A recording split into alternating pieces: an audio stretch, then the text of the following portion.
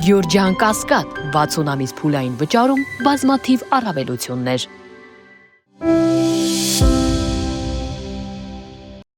Սկզբից Բաքու, հետո Երևան տարածաշրջանում են Միացյալ Նահանգների առևտրի եւ զարգացման գործակալության ներկայացուցիչները։ Պրոտոկոլային հայտարարություններից տեղեկանում ենք, որ թրիփ նախագիծն են քննարկել Բաքվում, այդ քննարկումները կշարունակեն նաեւ Երևանում։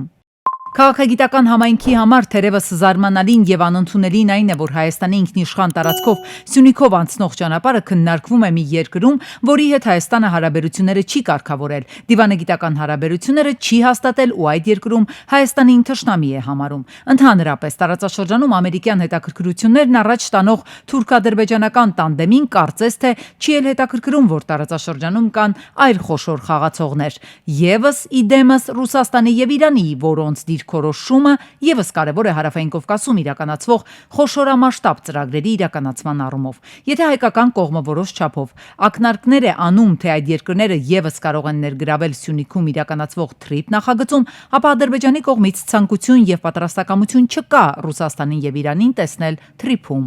Միացյալ Նահանգներին չի հուզում, թե ու վերահսկողության տակ կլինի այդ ճանապարհը, կարևորն այն է, որ այնտեղ չլինի ռուսական եւ իրանական վերահսկողություն։ Իրենց համար առաջնահերթը դա է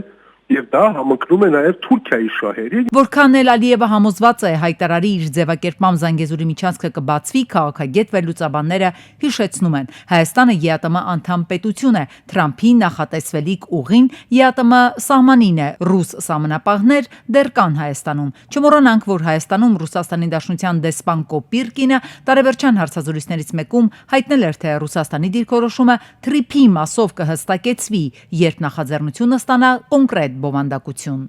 Տրամփի ուղին գործարկել հնարավոր չի լինելու այս իրավիճակում։ Մինչ այդ պիտի լինեն փոփոխություններ։ Ռուսաստանում համարում է, որ դեռևս բավականաչափ ժամանակ ունի, որտեղ դեռ պիտի Հայաստանը մաքսային միությունից դուրս գա, դեռ պիտի Հայաստանը ԵԱՏՄ-ից դուրս գա, հակառակ դեպքում դա ստացվելու է այդպես, որ Տրամփի ուղին անցնում է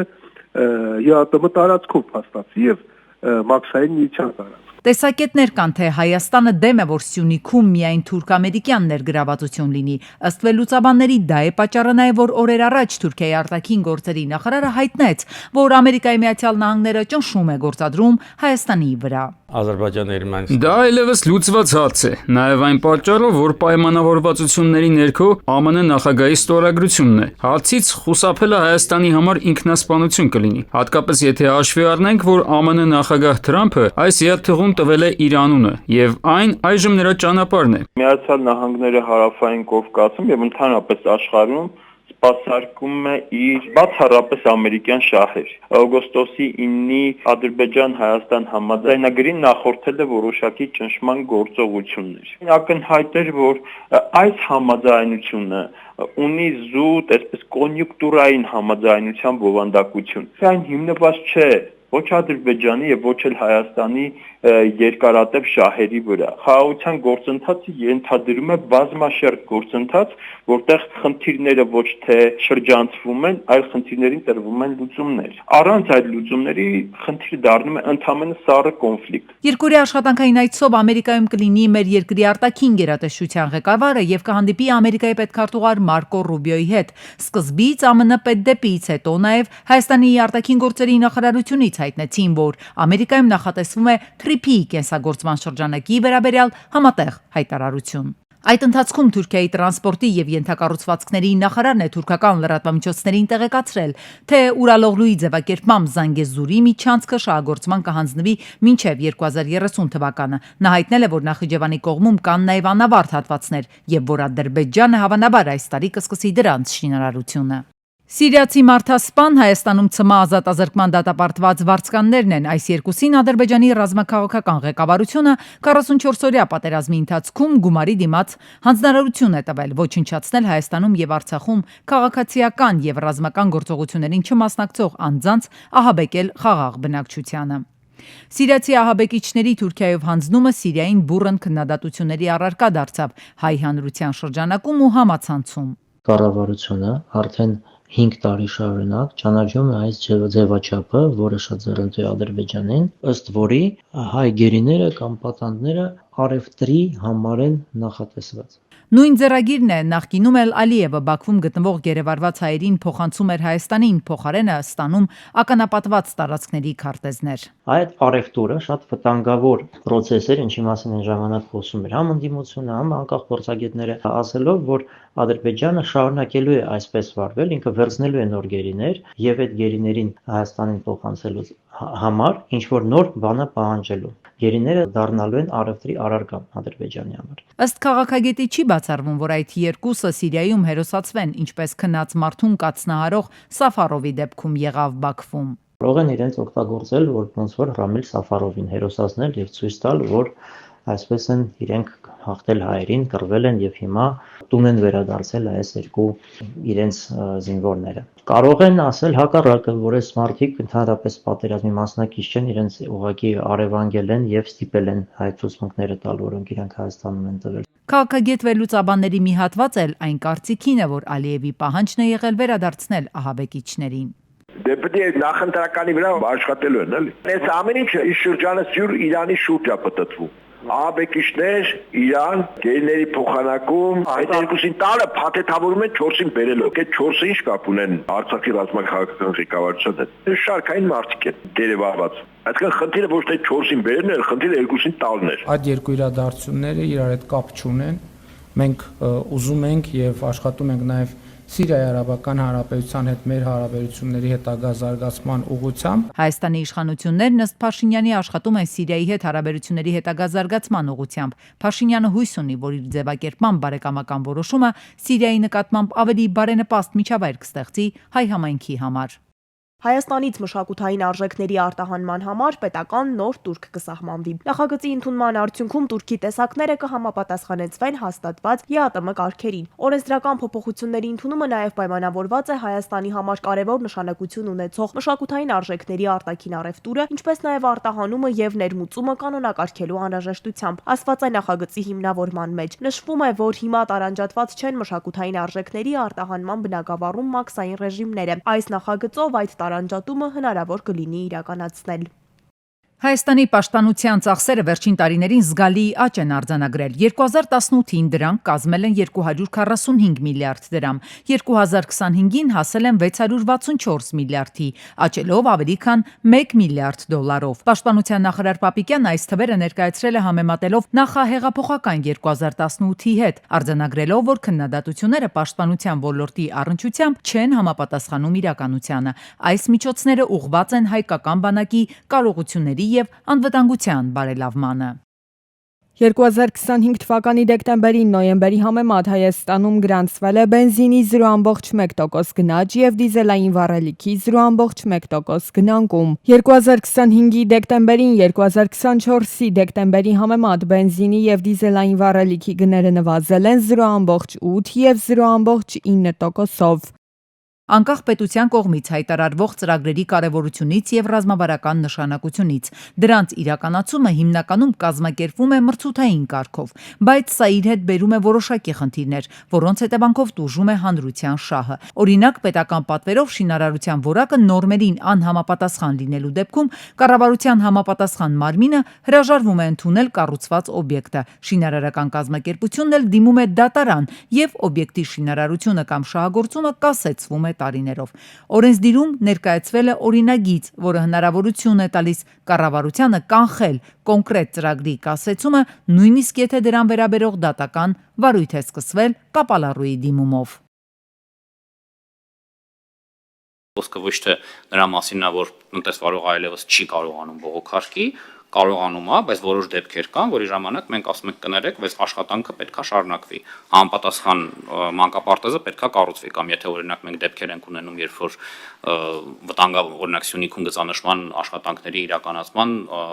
բավականին կարևոր դեպք է եղել, որի ժամանակ դատարանը ասել է, այստեղ հանրային շահ չկա, պարզվել է, որ մեր մոտ երկար ժամանակ Սյունիքում գծանշման աշխատանքներ չեն իրականացվելու, անհայտ է դեռ այդ գծանշման աշխատանքները չիրականացվելու արդյունքում քանի զոհ է եղել ճանապարհներին, քանի վնասված։ Բացահայտվել է մոտ 14,000 խորանարդ մետր տորֆի ապօրինի արդյունահանում, պետությանը պատճառելով մոտ 55 միլիոն դրամի վնաս։ Դեպքը տեղի է ունեցել Լոռու մարզի Սարատովկա գյուղում, հարուցվել է քրեական վարույթ, նախաքննությունը շարունակվում է։ Ավանի համայնքային ոստիկանները ձերբակալել են մեքենայի հայելի ներգողացող երիտասարդների օպերատիվ հետախուզական միջոցառումների արդյունքում պարզվել է, որ գողությունը կատարել են Քանաքեր Զեյթուն համայնքի բնակիչ 20-ամյա եւ 21-ամյա երկու երիտասարդներ։ Երկուսն էլ ներկայացվել են նախաքննական մարմին, որտեղ տվել են խոստովանական ցուցմունք։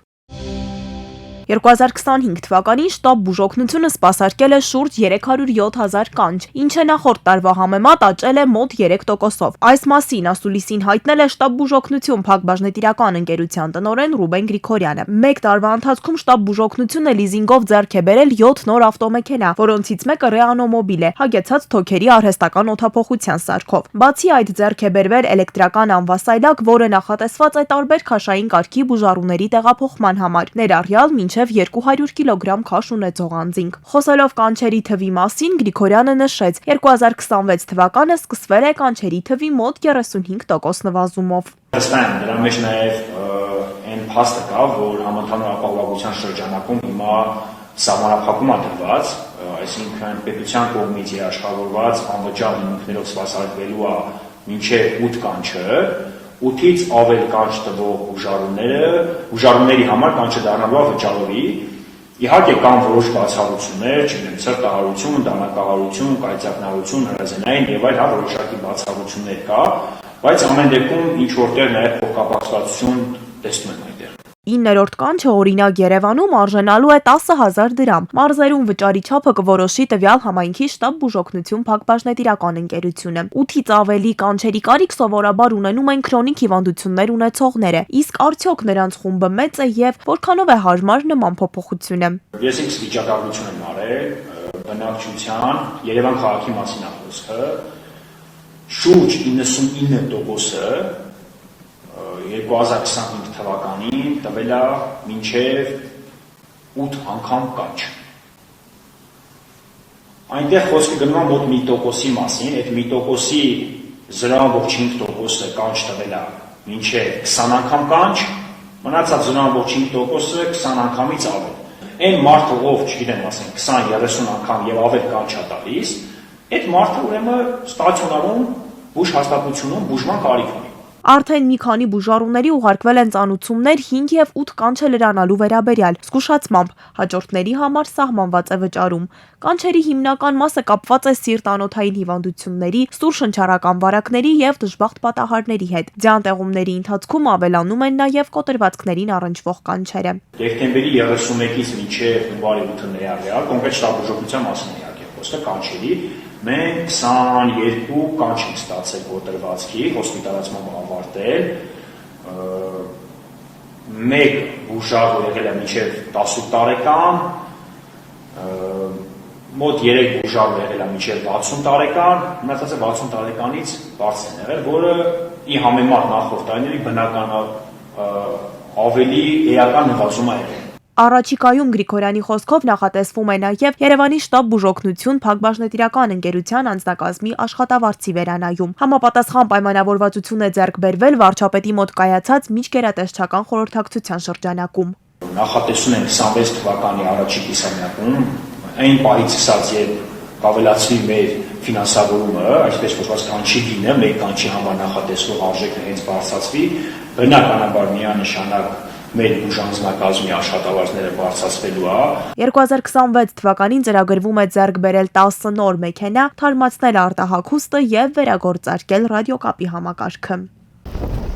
Երևան, Երևանից Գյումրի, Գյումրիից Երևան։ Մաստարալանջի Գյումրի մոտ 15 կիլոմետրանոց հատվածն է, հունվարի 13-ին բուք է։ Երթևեկությունը Գյումրիից դեպի Լանջիկ ժամանակավորապես դադարեցվել էր։ Ճանապարհային դեպարտամент հիմնադրամի Թալինի, Լանջիկի, Մարալիկի ճանշինականները հատուկ տեխնիկաներով հեռացնում են ճանապարհից ձյունը։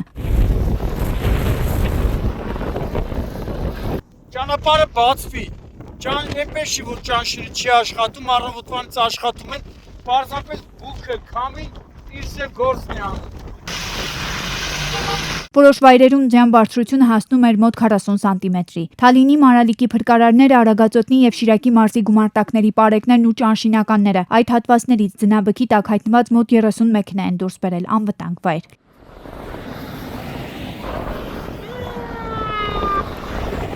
Շիրակի մարզի գումարտակի պարեկները արդեն կամանց ավտոմեքենաները թույլատրում են որպեսզի երթևեկեն։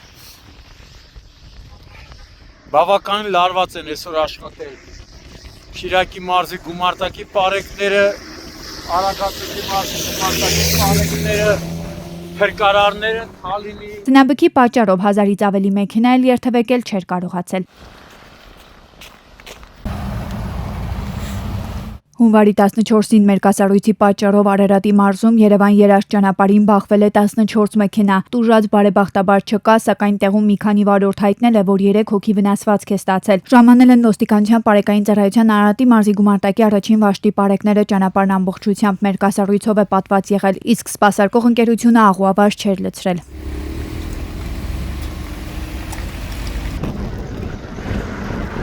Հունվարի 13-ին Գյումրի-Երևան ճանապարհին Մաստարա բնակավայրի վարչական տարածքում Nissan Murano-ն բախվել է բաժանարար գոտում տեղադրված երկաթե պատնեշին, ապա առաջ ընթացել, դուրս եկել երթևեկելի գոտուց հայտնվել ձորում։ 3 հոգու առաջին օգնության են հասել քաղաքացիները, օպերատիվորեն ժամանած Թալինի հիվանդանոցի շտապօգնության բժիշկներն ու ոստիկանության պարեկային ծառայության Արագածոտնի մարզի գումարտակի պարեկները։ Հա, հիվանդանոց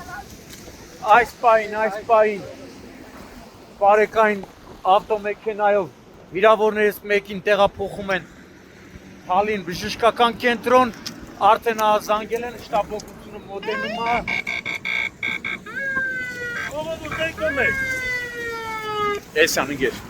Վիրավորներից երկուսին Թալինի հիվանդանոց են տեղափոխել գումարտակի հրամանատարն ու վաշտի հրամանատարի տեղակալը պարեկային ծառայողական մեքենայով։ Հետո ժամանած Թալինի շտապօգնության բժիշկները տեղում բուժօգնություն են ցուցաբերել վիրավոր կնոջը, ապա տեղափոխել հիվանդանոց։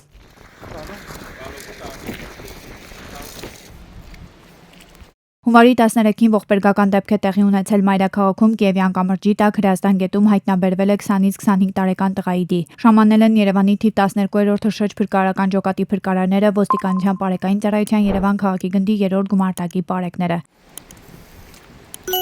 Դեպքի մասին տեղեկությունը փոխանցվել է Հայաստանի քննչական կոմիտեի Երևան քաղաքի քննչական վարչության Աչափնակ եւ Դավիթ Հաշեն վարչական շրջանների քննչական բաժին։